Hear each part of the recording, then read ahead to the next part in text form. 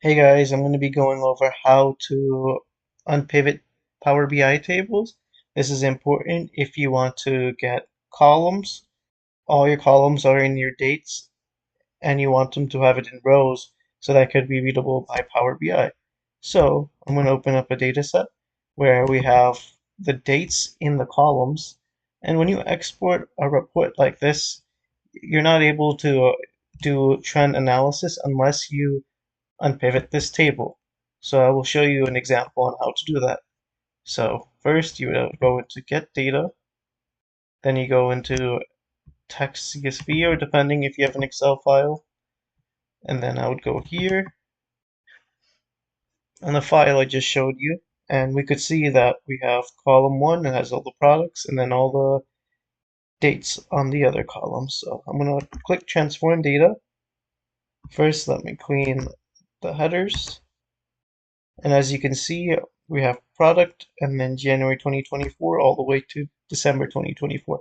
There's two ways you can do this. You can either individually click on the date columns, or you can click the column that you're not going to unpivot. So you can right click the product column and then you would click unpivot other columns. So what this does is it puts the product on here. Attribute is everything we unpivoted. So for an example, we're going to put date because that's what this was. And let's say this is volume. And then we should change this to a date type. And then we click close and apply. And then from here, you could see that our data set has product. Now it has a date column and now a volume column. So what we can do is we can actually make a line chart now or any trend analysis in Power BI because it does not read dates in the column field. So we would go on date and then you can go to volume and then there we go. We have a trend. And then if you want to add a legend for the product, you could see that now we have a trend.